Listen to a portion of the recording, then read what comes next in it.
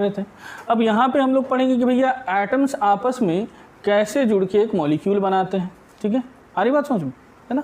तो दो बातें हैं इसमें, एक केमिकल बॉन्डिंग के बारे में पढ़ना है, और अगर मॉलिक्यूल बना तो मॉलिक्यूल का स्ट्रक्चर कैसा होगा या मॉलिक्यूल दिखेगा कैसा, मतलब मॉलिक्यूल की प्रॉपर्टीज की बात होगी। ठीक है, अब देखो अगर हम लोग यहाँ पे बात कर रहे हैं केमिकल बॉन्डिंग और मॉलिक्यूलर स्ट्रक्चर की, तो सबसे पहली बात होती है कि सर ये केमिकल बॉन्डिंग क्या है, तो वो केमिकल बॉन्ड क्या चीज़ होता है। ठीक है,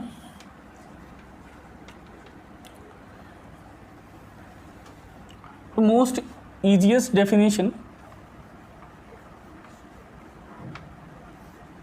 ना, the force of attraction which binds the two or more atoms together to form a stable molecule, है ना। वो force of attraction, वो attraction force जो कि दो या दो से अधिक एटम्स को एक साथ बाइंड करके रखता है और एक स्टेबल मॉलिक्यूल बनाता है, उसे हम लोग क्या बोलेंगे, केमिकल बॉन्ड बोलेंगे। ठीक है, तो सिंपली हम डिफाइन कैसे कर सकते हैं कि भाई the force of attraction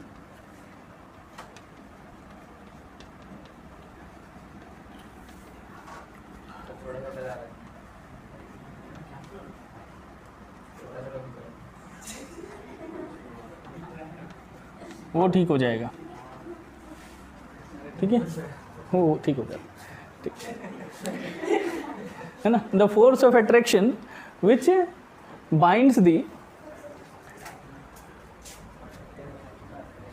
binds two or more than two atoms, है ना। ठीक, clear. The force of attraction which binds two or more than two atoms together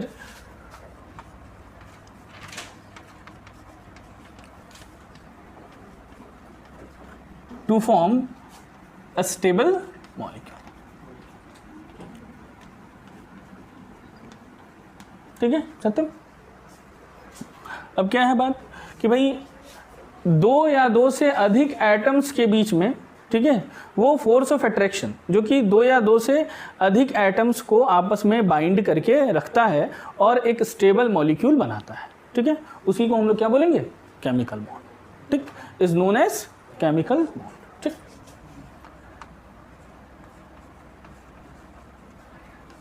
known as है,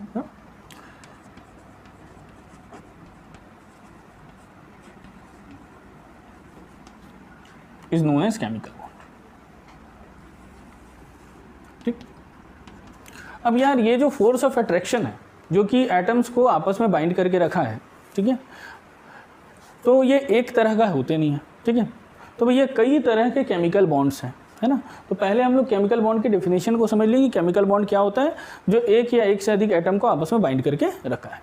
ठीक है, even these bonds operates between the molecules too, है ना। ये molecules के बीच में भी ऑपरेट करते हैं, जिनको हम क्या बोलते हैं, इंटर मॉलिक्यूलर बॉन्डिंग भी कहते हैं। ठीक, तो अगला हो जाएगा टाइप्स ऑफ केमिकल बॉन्ड। ठीक है, केमिकल बॉन्ड के टाइप्स। ठीक, तो अगर हम केमिकल बॉन्ड के टाइप्स की बात करें, पहला तो हम लोग केमिकल बॉन्ड को समझ गए। नेक्स्ट है types of chemical bond.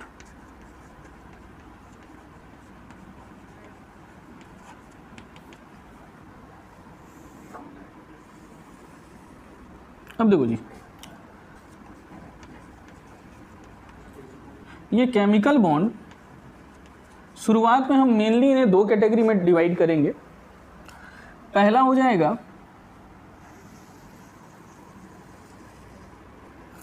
Intramolecular.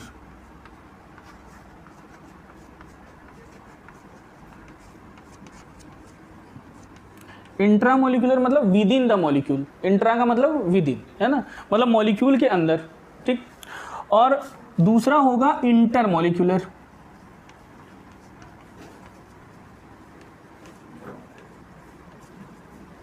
ठीक है, तो इंट्रामोलिक्यूलर कहने का मतलब हो गया विद इन द मॉलिक्यूल, मतलब बिटवीन द एटम्स और आयंस। ठीक है, और ये इंटरमोलिक्यूलर मतलब बिटवीन द मॉलिक्यूल। ठीक, तो इंट्रा का मतलब हुआ विद इन, तो हम इंट्रामोलिक्यूलर को क्या लिखेंगे जी, विद इन द मॉलिक्यूल, मतलब मॉलिक्यूल के अंदर। और इंटरमोलिक्यूलर का मतलब हो गया सर बिटवीन दी मॉलिक्यूल, मतलब मॉलिक्यूल के अंदर, बीच में, मतलब मॉलिक्यूल्स के बीच में, है ना, बिटवीन दी मॉलिक्यूल्स मतलब मॉलिक्यूल्स के बीच में, ठीक। अब सर अगर हम बात करें इंट्रामोलिकुलर बॉन्ड, जो कि हमको इस चैप्टर में पढ़ना है, और इंटरमोलिकुलर बॉन्डिंग जो है वो आगे इसके बाद का जो चैप्टर है गैसियस स्टेट या स्टेट्स ऑफ मैटर, उसमें पढ़ना है, ठीक है।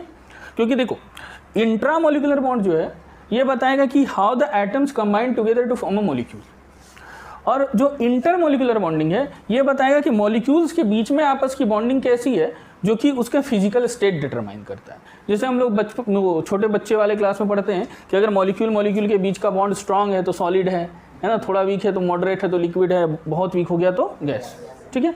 तो इस तरह की बातें हम लोग पढ़ते हैं। तो intermolecular bonding determines the physical property of a compound, है ना, whiles the intramolecular bonding determines the chemical property of a compound, ठीक है। तो इस वजह से इस चैप्टर में जो हमारा केमिकल बॉन्डिंग वाला चैप्टर है, और मतलब chemical bonding and molecular structure, इसमें मेनली हमारा फोकस होगा इंट्रामोलिकुलर बॉन्ड्स पे, ठीक है। बट यहाँ पे क्लासिफिकेशन में हम लोग सारा क्लासीफाई करेंगे, ठीक है। अब देखिए इंट्रामोलिकुलर बॉन्ड्स की बात करें तो ऐसे मेनली ये 3 ही कैटेगरी है, बट हम लोग यहाँ पे 4 पढ़ रहे हैं, ठीक है। सबसे पहला है आयनिक बॉन्ड,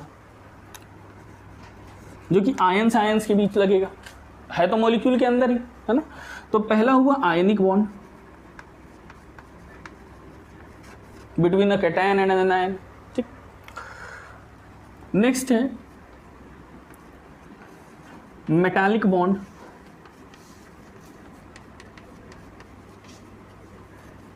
ठीक है। वही वो हम लोग पीरियोडिक टेबल में पढ़े थे ना, मेटालिक रेडियस, तो जहां मेटालिक बॉन्ड होगा वहां मेटालिक रेडियस होगा, ठीक है। तीसरा है कोवलेंट बॉन्ड। तो यार एग्जैक्टली ये 3 ही तरह के इंट्रामोलिकुलर बॉन्ड हैं, बट जो चौथा वाला है, मैंने एक चौथे के लिए भी जगह रखा है, ये एक स्पेशल टाइप का कोवलेंट बॉन्ड ही है, जिसको बोलते हैं कोऑर्डिनेट बॉन्ड, ठीक है। Coordinate bond is exactly a special type of covalent bond, ठीक है। उसको कई जगह पे डेटिव बॉन्ड कहा गया है, कई जगह पे कोवलेंट कोऑर्डिनेट कहा गया है, ठीक है। तो mainly coordinate bond is a special type of covalent bond in which both the shared pair of electrons are given by single species, है ना। तो है वो कोवलेंट बॉन्ड, लेकिन जिसमें दोनों ही इलेक्ट्रॉन एक ही स्पीसी देता है, ठीक। तो नेक्स्ट है हमारा चौथा, मैं यहीं पे लिख रहा हूँ कोऑर्डिनेट बॉन्ड, ठीक है। कोऑर्डिनेट बॉन्ड के बारे में डिटेल्स में क्लास 12th में एक चैप्टर है कोऑर्डिनेशन कंपाउंड्स, ठीक है, वहाँ पे हम लोग कोऑर्डिनेट बॉन्ड्स को डिटेल में पढ़ते हैं, ठीक है।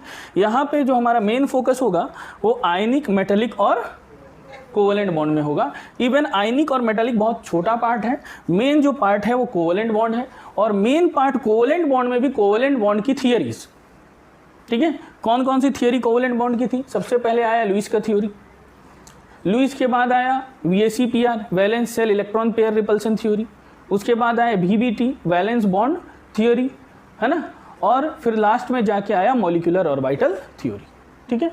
उसके बाद coordinate bonds are special type of covalent bond, तो कोऑर्डिनेट बॉन्ड के लिए भी कुछ थ्योरीज बनाई गई, जिसको हम बोलते हैं, देखो valence bond theory covalent bond के लिए भी है, कोऑर्डिनेट बॉन्ड के लिए भी, ठीक है। जब 12th में कोऑर्डिनेट केमिस्ट्री पढ़ते हैं, कोऑर्डिनेट कंपाउंड्स, तो वहाँ पे भी हमको वैलेंस बॉन्ड थ्योरी पढ़ना होता है, लेकिन वहाँ पे कोऑर्डिनेट बॉन्ड का होता है, ठीक है। और वैलेंस बॉन्ड थ्योरी के साथ साथ वहाँ पे यहाँ पे हम लोग कोवलेंट, जो सिंपल कोवलेंट बॉन्ड है, इनके लिए पढ़ते हैं मॉलिक्यूलर ऑर्बिटल थ्योरी, MOT, ठीक है। लेकिन कोऑर्डिनेट बॉन्ड के लिए वहाँ पे पढ़ाया जाता है क्रिस्टल फील्ड स्प्लिटिंग थ्योरी, ठीक है। तो दोनों बॉन्ड्स एक ही हैं, बस क्या है कि कोवलेंट बॉन्ड एक बड़ा टर्म है, coordinate is a special type of covalent, but हमने इसको 4 अलग अलग कैटेगरीज में रखा है, और यहाँ हमारा मेन कंसर्न आयनिक, मेटालिक और कोवलेंट बॉन्ड पे होगा, ठीक। तो ये 4 हो गए इंट्रामोलिकुलर बॉन्डिंग, ठीक। अब इंटरमोलिकुलर की अगर बात करें तो सर इंटरमोलिकुलर बॉन्ड जो है ना, देखो बेटा इंटरमोलिकुलर में 2 ही कैटेगरी में अभी मैं बांट रहा हूँ, बाद में जब हम लोग स्टेट्स ऑफ मैटर पढ़ेंगे तो इसको और ब्रॉड करेंगे। एक है वंडरवाल फोर्सेस और दूसरा है हाइड्रोजन बॉन्डिंग, ठीक है। तो इसमें पहला है वंडरवाल फोर्सेस, जो हम लोग वंडरवाल से रेडियस निकाले थे, है ना। तो ये हो गया वंडरवाल्स फोर्सेस, ठीक। और दूसरा क्या है जी, हाइड्रोजन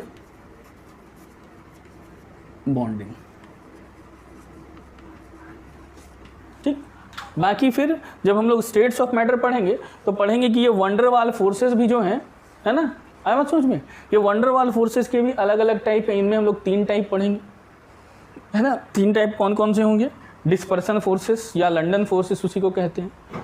वही फिर एक और फोर्स है उसमें डायपोल, इंड्यूस्ड डायपोल फोर्सेस और डायपोल डायपोल फोर्सेस, ये 3 आ गया वंडरवाल फोर्सेस में। और जो हाइड्रोजन बॉन्डिंग है, तो यहाँ पे हाइड्रोजन बॉन्डिंग में हम लोग पढ़ेंगे 2 तरह का hydrogen bonding, intermolecular and intramolecular. ठीक, लेकिन इस चैप्टर में हमारा मेन कंसर्न है आयनिक, मेटेलिक और कोवलेंट। ठीक है, तो पहला चीज तो भैया what is chemical bond? The force of attraction which binds 2 or more than 2 atoms together to form a stable molecule is known as chemical bond. Chemical bonds are broadly of 2 type, intramolecular and intermolecular. Intramolecular जो within the molecule हो, molecule के अंदर हो, और molecule के अंदर होना मतलब वो atom atom के बीच में ऑपरेट होगा, आयन आयन के बीच में ऑपरेट हो सकता है, आयन इलेक्ट्रॉन के बीच में ऑपरेट हो सकता है, मतलब वो मॉलिक्यूल के अंदर की बात है। ठीक है, नेक्स्ट है इंटरमोलिकुलर बॉन्डिंग। इंटरमोलिकुलर जो कि मॉलिक्यूल्स के बीच में हो, मतलब 2 या 2 से अधिक मॉलिक्यूल के बीच में। ठीक, इंट्रामोलिकुलर 4 टाइप के, आयनिक, मेटेलिक, कोवलेंट और कोऑर्डिनेट। ठीक है, और इंटरमोलिकुलर 2 तरह का, वंडरवाल और हाइड्रोजन बॉन्डिंग। ठीक है, यहाँ पे इनको हम लोग ब्रीफली समझेंगे। यहाँ पे डिटेलिंग जो होगा वो आयनिक, मेटेलिक और कोवलेंट का होगा। ठीक, नेक्स्ट ये 2 बातें होगी, पहला केमिकल बॉन्ड, दूसरा टाइप्स ऑफ केमिकल बॉन्ड। समझिए बात को। इसको हम यहाँ पे ये टॉपिक को मैं ए लिख दे रहा हूँ, ये बी। ठीक, छोटे छोटे टॉपिक से पहले हम लोग अपना बेस कवर अप कर लेते हैं। किसी को कोई दिक्कत? रौनक श्योर? ठीक, नहीं देखो बेटा, तीसरी बात, ठीक है, लिखते चलो, कोई इशू नहीं है, अभी बहुत बेसिक बातें चल रही। ठीक है,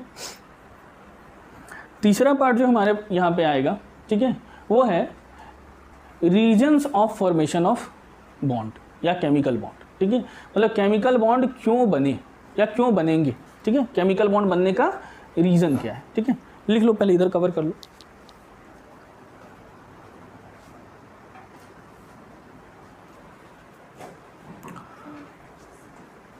ठीक है, इधर आ जाओ।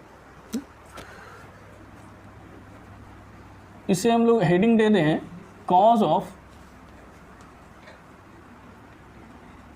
Chemical combination.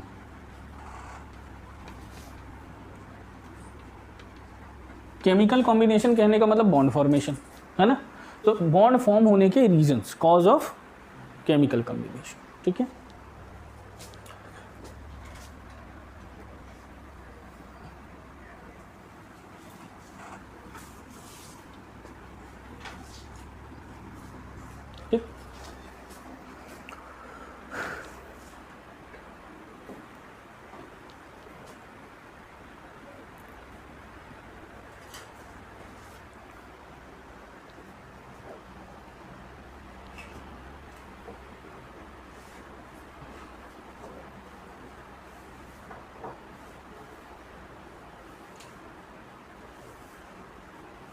हो गया। चलो देखो, अब भाई केमिकल बॉन्ड फॉर्म होने के क्या कारण हो सकते हैं, क्या मेन कॉजेज हैं केमिकल बॉन्ड फॉर्म होने का। ठीक है, तो सबसे पहला कॉज है टू एक्वायर द स्टेबिलिटी। सबसे इम्पॉर्टेंट कारण क्या है, जो एटम्स हैं वो क्या चाहते हैं, स्टेबिलिटी एक्वायर करना चाहते हैं। ठीक है, आ रही बात समझ में। और स्टेबिलिटी एक्वायर करने का मतलब है एनर्जी कम करना। ठीक है, तो सबसे पहला कारण है केमिकल बॉन्ड फॉर्म होने का टू एक्वायर द स्टेबिलिटी।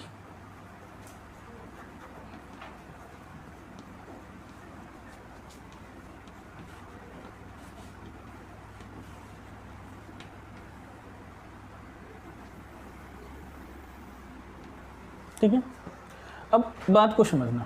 ठीक है, स्टेबिलिटी कहने का मतलब है कि भैया पोटेंशियल एनर्जी में गिरावट। अगर एनर्जी कम होगा तो स्टेबिलिटी बढ़ेगा। समझ गया बात को।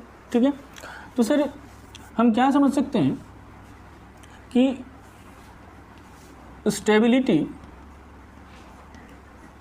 Is inversely proportional to the energy, है ना जी। स्टेबिलिटी जो है वो एनर्जी के इनवर्सली प्रोपोर्शनल है। ठीक है, अब इसे हम एक ग्राफ से समझते हैं।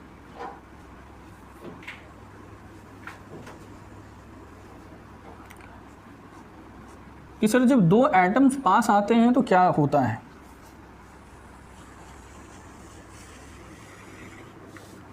ठीक है, वाई कोऑर्डिनेट में मैं ले लेता हूं एनर्जी को। ठीक है,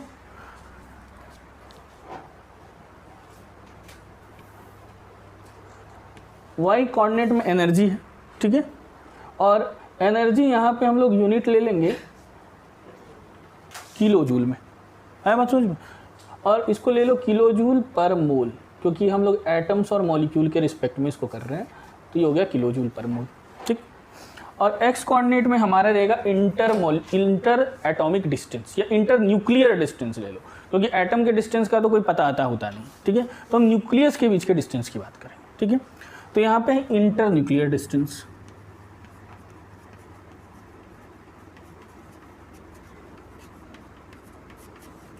अब बात को समझिएगा कि यार अगर दो एटम पास आ रहे हैं, केमिकल बॉन्ड फॉर्मेशन होने का मतलब क्या है कि दो एटम पास आ रहे हैं।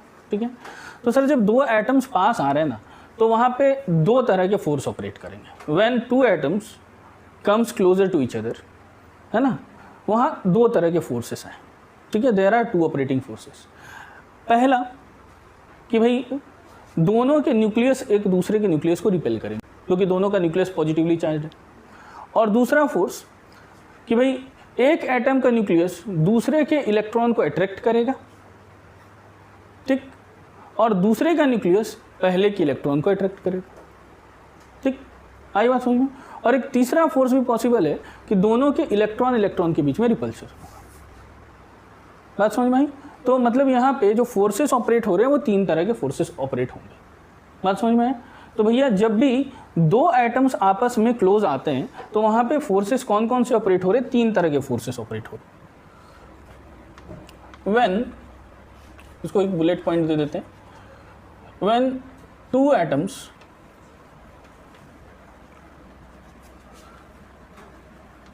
Comes closer to each other,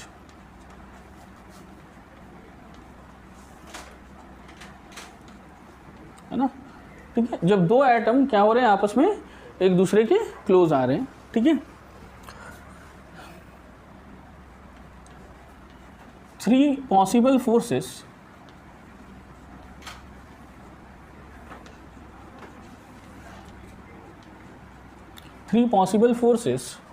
operates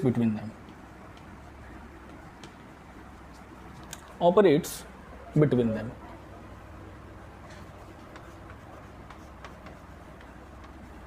ठीक। कितने पॉसिबल फोर्सेस हैं, तीन पॉसिबल। अब जो तीन फोर्सेस हैं उसमें पहला फोर्स क्या है यार, पहला फोर्स है रिपल्सन बिटवीन, है ना खुशी, क्या बेटे, repulsion between atomic nucleus of both the elements. ठीक है, तो repulsion between the nucleus of atoms, both से ज़्यादा अच्छा एटम्स ही लिख दिए तो काम हो गया हमारा, है ना। ठीक है, तो repulsion between the nucleus of atoms. ठीक है, जैसे सर मैं दो एटम बना रहा हूँ, ये पहले एटम का न्यूक्लियस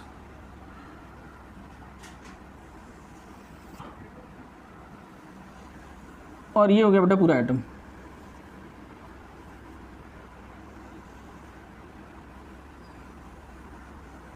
ठीक है, नेक्स्ट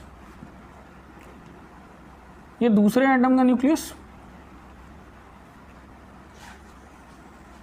और ये दूसरा वाला एटम। ठीक है, इसको मैं लिख रहा हूं एटम ए और इसको क्या लिख रहे हैं बेटा, एटम बी। ठीक है, ये हो गया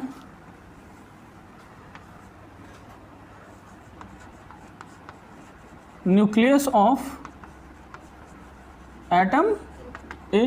ठीक है, जिसको मैं शॉर्टकट में लिख दे रहा हूं एन ए। ठीक, कोई दिक्कत। और ये हो गया न्यूक्लियस ऑफ एटम बी, इसको क्या लिख दे रहे शॉर्ट में, एन बी। ठीक, अब यहाँ पे इसके भी इलेक्ट्रॉन है और इसके पास भी इलेक्ट्रॉन है। इलेक्ट्रॉन को ई माइनस नीचे जीरो से रिप्रेजेंट करते हैं। ठीक है, ये क्या हो गया, इलेक्ट्रॉन ऑफ एटम ए, इसको लिख दिए ई ए, और ये हो गया इलेक्ट्रॉन ऑफ एटम बी, तो इसे हम लोग क्या लिख देंगे, ई बी लिख देंगे। ठीक, अब समझो इस डायग्राम से बातें क्लियर होगी। तो पहला फोर्स जो है वो है repulsion between the nucleus of atom, मतलब जब ये क्लोज आ रहे हैं, एटम ए और एटम बी क्लोज आ रहा है, तो सर ये वाला न्यूक्लियस जो है वो इसको धक्का दे रहा है और ये वाला न्यूक्लियस इसको भी धक्का दे रहा है, मतलब एन ए और एन बी, ये है एन ए और ये क्या है जी, एन बी। तो एन ए और एन बी के बीच में क्या हो रहा है, बोलो कौन सा फोर्स लग रहा है सर, रिपल्शन हो रहा है। ठीक, उसके बाद दूसरा हम कहेंगे, जो दूसरे तरह का फोर्स है वो है attraction between N A and E B. आया बात समझ में, nucleus of atom A and electron of atom B के बीच अट्रैक्शन। ठीक, आया बात समझ में, and nucleus of atom B and electron of atom A. ठीक, ये अट्रैक्शन हो गया। अब एक और रिपल्सन है जो कि बहुत कारगर नहीं है, ठीक है, बहुत इफेक्टिव नहीं है बॉन्ड फॉर्मेशन के दरमियान, बट एग्जिस्ट करता है। मेनली जो कंसीडरेबल है, जो इफेक्टिव है, वो ये दो ही फोर्सेस है ना, बट ऑपरेट तो तीनों हो रहे हैं। तो तीसरा है repulsion between electron of atom A and electron of atom B. समझ गए बात को। तो ये तीन फोर्सेस लग रहे हैं। अब हम इस पे ग्राफ में देखते हैं।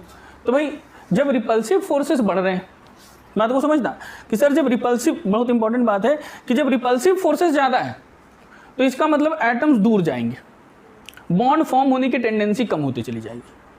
और जब अट्रैक्टिव फोर्सेस ज़्यादा है तो दोनों एटम्स क्या हो रहे हैं, पास आएंगे, और जब एटम्स पास आएंगे तो बॉन्ड फॉर्म होने की टेंडेंसी ज़्यादा होगी। ठीक है, तो बॉन्ड, केमिकल बॉन्ड तभी फॉर्म होता है ना, जब the force of attraction operating between the two atoms is higher than the repulsive forces operating between the two atoms। जब ये जो attractive forces है ये stronger होगा इस repulsive force से, तभी chemical bond form होने की संभावना होती है। ठीक, आया बात समझ में, कोई दिक्कत इसमें? अब समझो बात को। अब हम क्या कर रहे हैं, इस ग्राफ से इसको समझते हैं। एनर्जी के लिए मैंने एक रिफरेंस लाइन बना लिया,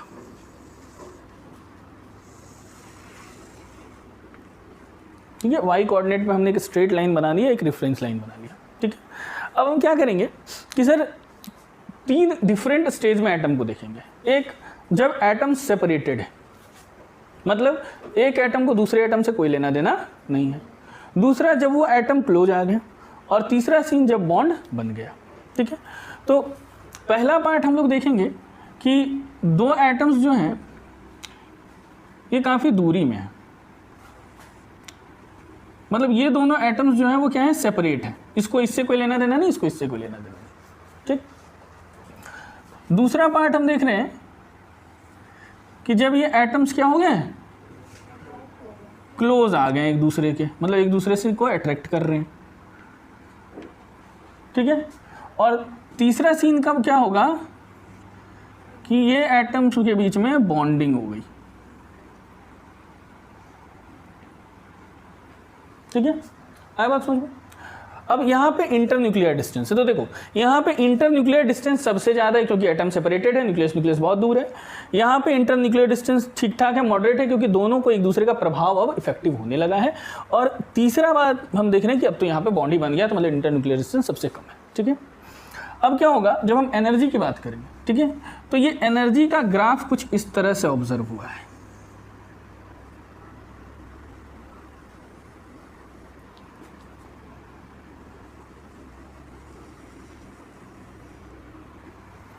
ठीक, मतलब जब ये सेपरेटेड था तो इसकी एक एनर्जी रही, जब ये क्लोज आए तो ये एनर्जी देखो घटना चालू कर दिया। जैसे ही फोर्स ऑफ अट्रैक्शन इफेक्टिव होने लगा, एनर्जी जो है यहाँ से डिक्रीज होनी स्टार्ट हो गई और एक मैक्सिमम लिमिट तक ये एनर्जी डिक्रीज हो रहा है। आया बात समझ में? और उस जो कि बॉन्ड एनर्जी होगी और उसके बाद ये फिर वापस से एनर्जी बढ़ने लग जाता है। ठीक है, जिसके लिए हमें कुछ करना नहीं है। ठीक है, हमारा मेन 3 ही कंडीशन है। ठीक, अब समझो ये वाला जो डिस्टेंस है सर, यहाँ पे जो डिस्टेंस है, यहाँ जो इंटरन्यूक्लियर डिस्टेंस मिल रहा है, इसको हम लोग कहते हैं डिस्टेंस ऑफ सेपरेशन। क्या कहते हैं? क्योंकि यहाँ इसके बाद, इस डिस्टेंस के बाद, इस इंटरन्यूक्लियर डिस्टेंस के बाद हम कह देंगे कि दोनों एटम सेपरेट हैं, उनके बीच में आपस में कोई रिलेशन नहीं है, कोई तकाजा नहीं, एक दूसरे से कोई लेना देना नहीं, दोनों सेपरेट एटम है। ठीक, आया बात समझ में? ये वाला जो इंटरन्यूक्लियर डिस्टेंस होगा यहाँ पे, ये है डिस्टेंस ऑफ अप्रोच।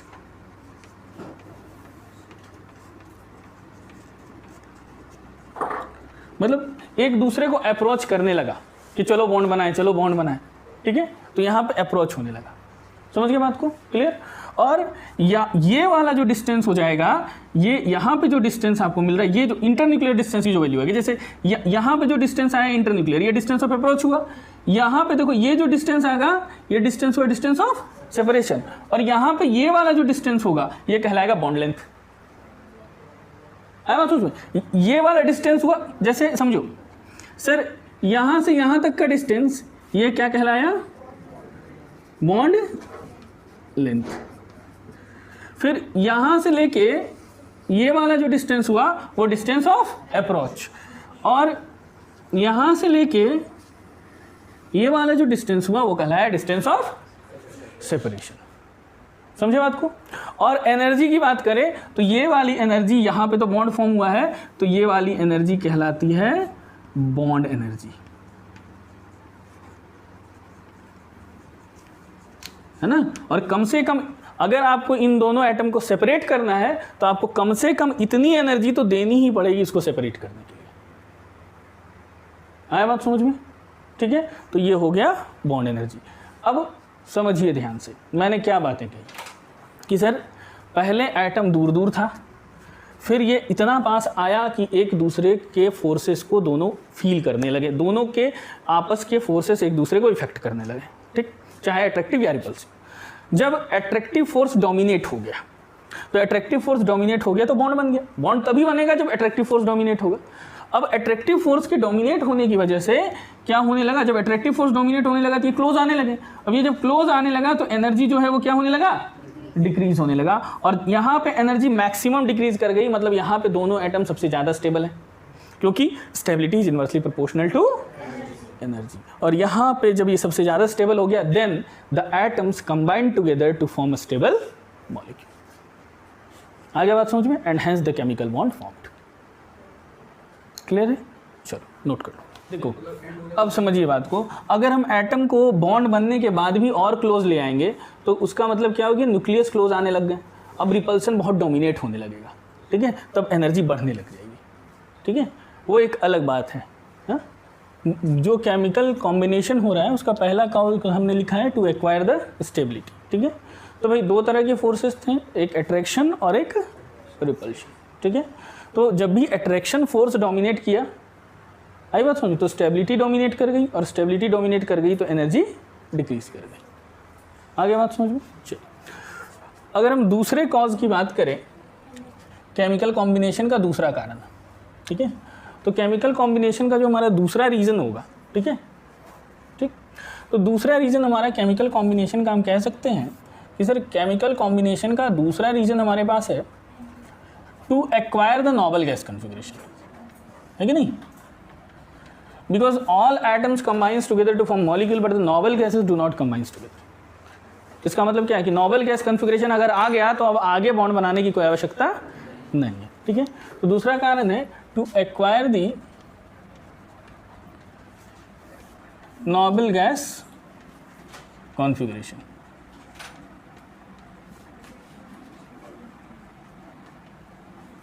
है ना? अगर नोबल गैस कॉन्फ़िगरेशन एक्वायर करना है तब के लिए केमिकल बॉन्ड बनाना है। ठीक, नोबल गैस कन्फिग्रेशन एक्वायर करने के लिए भी केमिकल बॉन्ड बनता है। पहला चीज़ था स्टेबिलिटी एक्वायर करना, दूसरा है नोबल गैस कन्फिग्रेशन एक्वायर करना, ठीक है। तो नोबल गैस कन्फिग्रेशन एक्वायर करने का मतलब क्या हुआ कि सर जनरली हमें पता है कि केमिकल बॉन्डिंग में आउटर सेल इलेक्ट्रॉन ही पार्टिसिपेट करते हैं, ठीक है।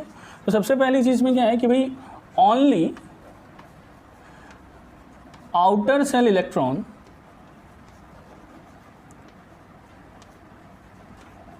only outer cell electrons take part in chemical bonding, है कि नहीं जी, ठीक है। तो सिर्फ आउटर सेल इलेक्ट्रॉन ही केमिकल बॉन्डिंग में पार्टिसिपेट करते हैं। And when the outer shell is been fully filled, जब भी आउटर शेल हमारा फुल्ली फिल्ड हो जाएगा तो फिर अब उसको केमिकल बॉन्ड बनाने की कोई आवश्यकता नहीं होगी, ठीक है। और अगर आउटर सेल फुल्ली फिल्ड नहीं है तो वो केमिकल बॉन्ड बनाएगा, इलेक्ट्रॉन शेयर करेगा ताकि उसके आउटर सेल्स फुल फिल्ड हो जाए, ठीक है। तो only outer shell electrons take part in a chemical bonding. अब आउटर शेल का मतलब समझ लेना बेटा, आउटर सेल का मतलब एस ब्लॉक के एलिमेंट्स के लिए NS है, पी ब्लॉक के एलिमेंट के लिए NP है, डी ब्लॉक के एलिमेंट के लिए N-1 डी है और एफ ब्लॉक के एलिमेंट के लिए N-2 एफ है, जो कि बॉन्डिंग में पार्टिसिपेट करेंगे, ठीक है। समझ गए बात।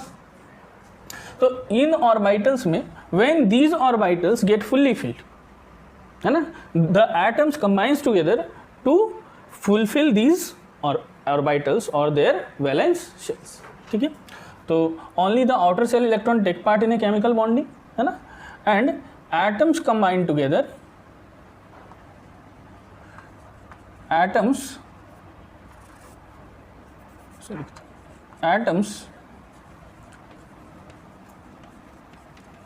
combines together to completely fill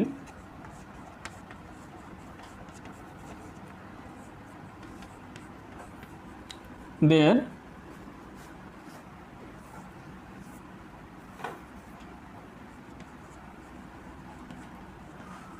valence shells.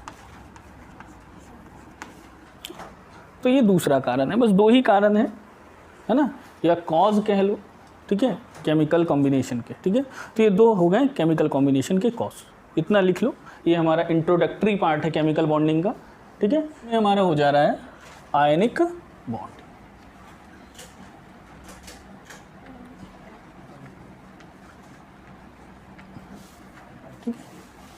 अब देखो वो तो इंट्रोडक्टरी पार्ट था कि भैया केमिकल बॉन्ड क्या होते हैं, केमिकल बॉन्ड बनाने के कारण क्या है, ठीक है, वो सब इंट्रोडक्टरी पार्ट्स है, ठीक है।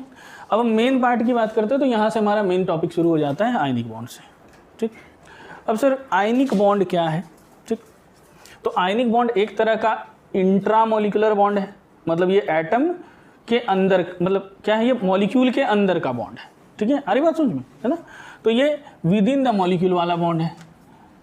बट क्या सर ये एटम के बीच लगता है? ये आयंस और आयंस के बीच लगता है, ठीक है। तो actually ionic bond is not a true bond, ये रियल बॉन्ड नहीं है, ये एक तरह का इलेक्ट्रोस्टैटिक फोर्स ऑफ अट्रैक्शन है, ठीक है। आ रही बात समझ में? ये क्या है? इलेक्ट्रोस्टैटिक फोर्स ऑफ अट्रैक्शन है between a gaseous cation and a gaseous anion, ठीक है। तो हम आयनिक बॉन्ड को कैसे डिफाइन करेंगे? The electrostatic force of attraction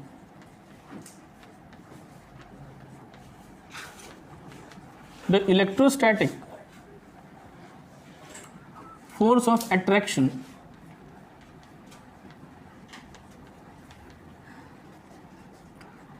between a gaseous cation and a gaseous anion.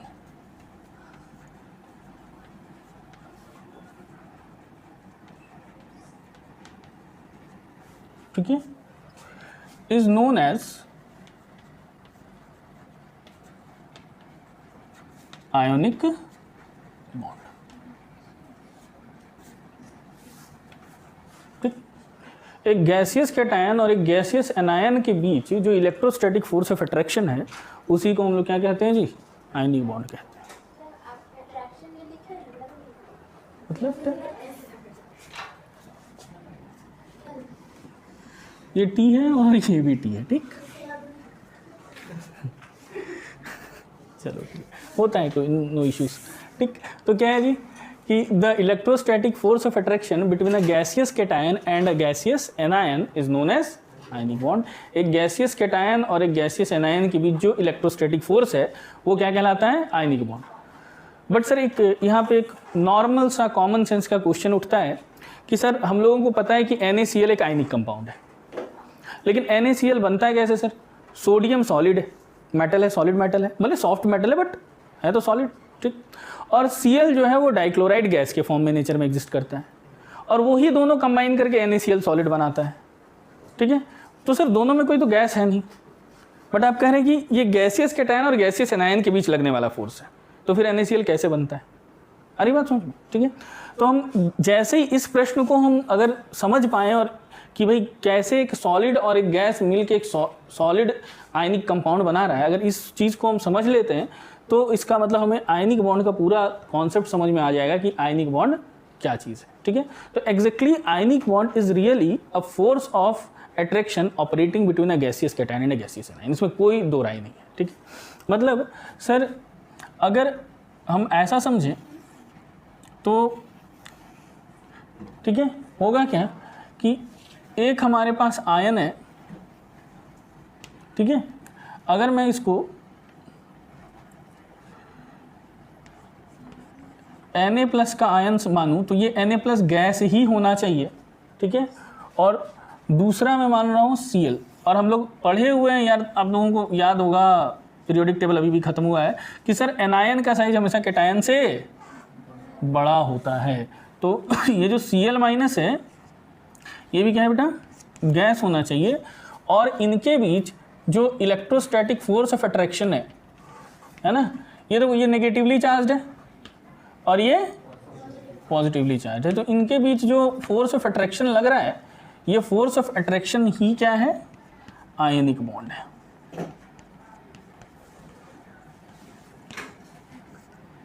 ठीक है।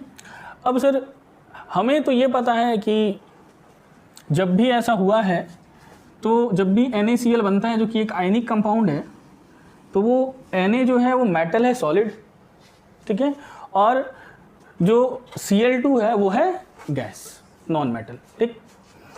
तो फिर गैसियस कैटायन और गैसियस एनायन कंबाइन करने का क्या मतलब है, ठीक। तो सर हमें रिएक्शन ये पता होता है, देखो बेटा ध्यान से समझना, सोडियम सॉलिड और Cl2 गैस दोनों आपस में कंबाइन करते हैं और क्या बनता है? NaCl का सॉलिड, रॉक सॉल्ट बोलते हैं इसको, ठीक। अब ये Cl2 गैस और Na सॉलिड बन गया NaCl सॉलिड, ठीक। तो सर क्या है ना कि हम केमिकल रिएक्शन इस तरह से लिखते हैं, ठीक है। ये एक केमिकल इक्वेशन है, ठीक है, बट जो इसके अंदर का जो थर्मोडायनेमिक इक्वेशन है वो बिल्कुल अलग है। थर्मोडायनेमिक इक्वेशन कहने का मतलब कि अगर हम हर एक स्टेप को, ईच एंड एवरी स्टेप को विथ एनर्जी मेंशन करें कि कौन से स्टेप में कौन सी एनर्जी लग रही है, ठीक है, आया बात समझ में।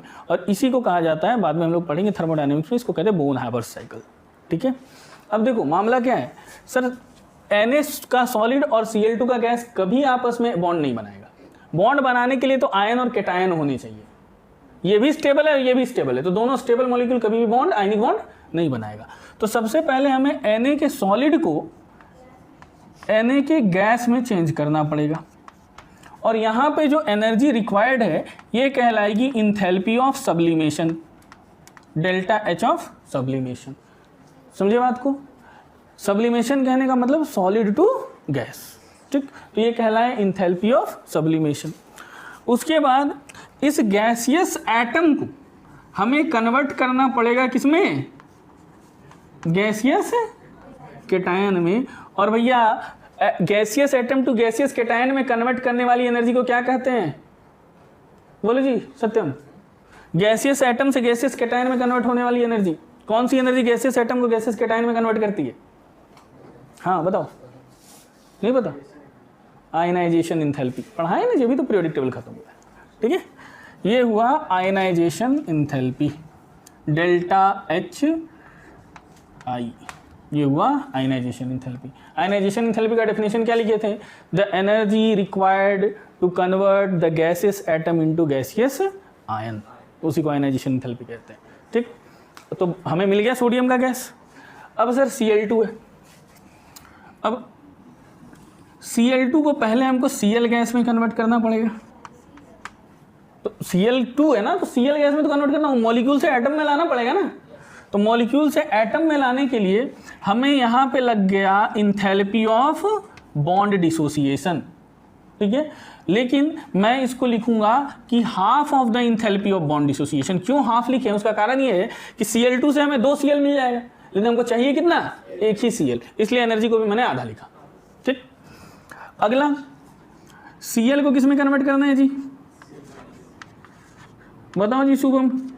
Cl गैस से Cl माइनस में कौन सी एनर्जी लगेगी,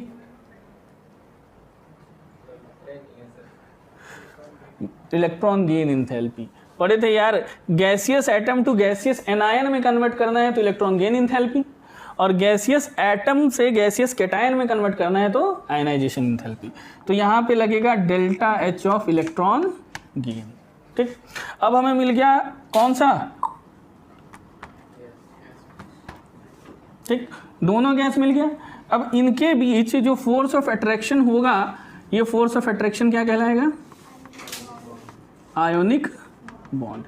और आयनिक बॉन्ड के बिहाइंड जो एनर्जी है, अब बॉन्ड है, फोर्स है, तो एनर्जी भी तो है जी। When a force is operating with a distance, तो फोर्स भी मिल गया, डिस्टेंस भी मिल गया, F इंटू एस वर्क है, and work is a form of energy. तो जहां पे फोर्स है वहां एनर्जी होगी होगी। तो इसका मतलब द एनर्जी, इसको डिटेल में भी पढ़ेंगे, the energy which is behind the ionic bond or exactly which is behind the force of attraction between the gaseous cation and gaseous anion, this energy is called lattice energy. Lattice energy, इसको बोलते हैं enthalpy of lattice, ठीक है, delta H। अब समझो sir, ये energy होनी ही चाहिए। इंथैल्पी ऑफ लैटिस करता क्या है, ये भी गैस था और ये भी गैस था, बॉन्ड ने दोनों को क्लोज लाया और क्लोज लाके उसको क्या बनाया, सॉलिड बनाया। तो इसमें जो एनर्जी डिफरेंस आया, यही क्या हुआ, लैटिस एंथैल्पी हुआ, ठीक है। तो आयनिक बॉन्डिंग का एक मेजर टॉपिक, एक मेजर कंसर्न है लैटिस एंथैल्पी। मतलब जैसे मैंने कहा ना कि कोवेलेंट बॉन्ड में हम लोग का मेन टॉपिक होगा थियरीज ऑफ कोवेलेंट बॉन्डिंग, तो आयनिक बॉन्ड का मेन टॉपिक हमारा क्या होगा, तो आयनिक बॉन्ड का मेन टॉपिक होगा हमारा लैटिस एंथैल्पी और हाइड्रेशन एंथैल्पी, ठीक है। जो IIT JEE का सिलेबस है उसमें 2 मेन टॉपिक आयनिक बॉन्डिंग में है, लैटिस एंथैल्पी और हाइड्रेशन एंथैल्पी। तो ये बात समझ में आया कि कैसे आयनिक बॉन्डिंग बन रहा है, क्लियर। अब सर देखो, ये भी स्टेबल फॉर्म में, मैंने शुरुआत में भी तुम लोग याद करो, lattice enthalpy is the energy behind the ionic bond. आया बात समझ में, ये जो गैसियस कैटायन और गैसियस एनायन को साथ लाके आयनिक सॉलिड बना दिया, वो एनर्जी है लैटिस एनर्जी। अगर काम हुआ तो एनर्जी लगा ना, ठीक। अब समझो, ठीक है, हम लोग, तुमको याद होगा कि मैंने इक्विवेलेंट पढ़ाते टाइम पे एक बात बताया था, ठीक है, जिसको हम लोग कहते थे नेचुरल स्टेट। और हम लोग एक बात वहाँ पे पढ़े थे कि ऑक्सीडेशन स्टेट जो है, ठीक है, अगर नॉर्मल टेम्परेचर और प्रेशर कंडीशन पे किसी भी एलिमेंट का जो नेचुरल स्टेट है ना, आया बात समझ में, या स्टैंडर्ड स्टेट, दोनों बातें यूज होती है, ठीक है। तो अगर वो अपने स्टैंडर्ड स्टेट में है तो उसका ऑक्सीडेशन नंबर 0 माना जाएगा। और उसी प्रकार अगर कोई भी एटम या मॉलिक्यूल अपने स्टैंडर्ड स्टेट में है, metal, non metal, element, compound, कुछ भी अपने स्टैंडर्ड स्टेट में है, ठीक है, तो भी उसकी इंथैल्पी चेंज 0 मानी जाएगी, ठीक। अब देखो सर, सोडियम भी अपने स्टैंडर्ड स्टेट में, क्लोराइड भी अपने स्टैंडर्ड स्टेट में, और NaCl भी अपने स्टैंडर्ड स्टेट में है। मतलब यहां से यहां तक ये जो पूरा प्रकरण हुआ है, इतना जो एनर्जी घुमा है, इस पूरे प्रोसेस में जो ओवरऑल एनर्जी है वो 0 है। ओवरऑल एनर्जी चेंज कितना होगा, मतलब ये साइकिल वापस से वहीं पहुंच जाना चाहिए। इस साइकिल को हम लोग कहते हैं बेटा बोन हाइवर साइकिल।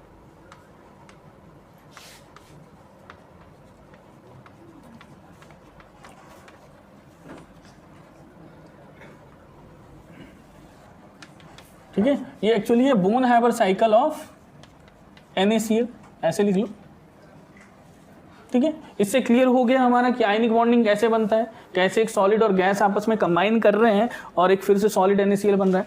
अब जो मैं बात बताना चाह रहा था इसमें कि ओवरऑल इंथैल्पी जो होने वाली है, ओवरऑल इंथैल्पी चेंज 0 होने वाली, इस विषय में समझो। सर जो भी एनर्जी लग रही है, मतलब जो एंडोथर्मिक वाला पार्ट है, ठीक है, वो एनर्जी पॉजिटिव है, और जो भी एनर्जी रिलीज हो रही है वो एनर्जी नेगेटिव है, ठीक। अब समझो इंथैल्पी ऑफ सब्लिमेशन सर लगाया जा रहा है, तो ये वाली एनर्जी क्या है, पॉजिटिव है, ठीक।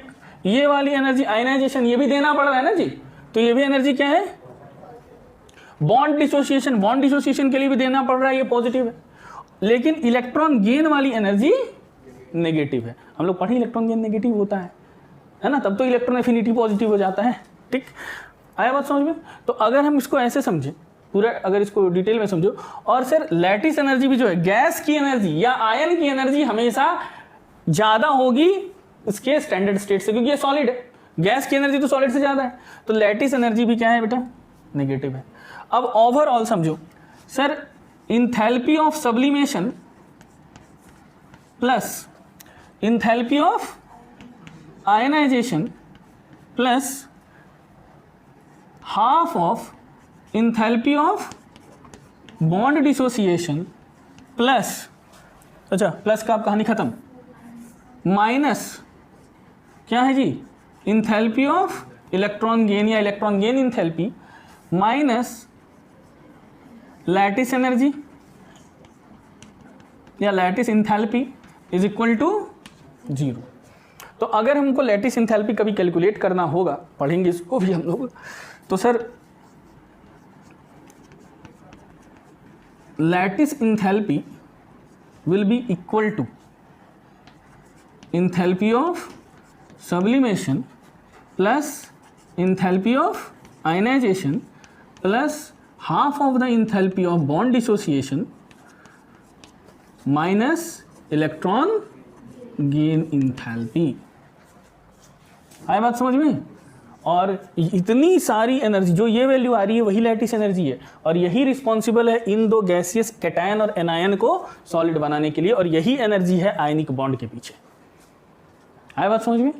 सो that all ionic compounds are solids made up of gaseous cation and gaseous anion. हर एक आयनिक कंपाउंड एक सॉलिड है जो कि एक गैसियस कैटायन और गैसियस एनायन से बना है। तो सर एक गैसियस कैटायन और गैसियस एनायन और एक सॉलिड सॉल्ट, जिसको कि हम आयनिक कंपाउंड कह सकते हैं, के बीच का जो डिफरेंस है, that difference is this lattice enthalpy. आगे बात समझ में? ठीक है, यही डिफरेंस जो है वो ये लैटिस इंथैल्पी है, ठीक। यहाँ बात क्लियर हुआ कि एक सॉलिड और गैस आपस में मिलके फिर से कैसे एक सॉलिड बना रहा है, तो इतना सारा चीज़ उसके अंदर में रहता है, ठीक है। इतने सारे प्रोसेसेस हुए हैं तब जाके ये बात हुआ है। और what is ionic bond? Just the electrostatic force of attraction between a gaseous cation and a gaseous anion. समझ गया बात को? ठीक है, नोट कर लो।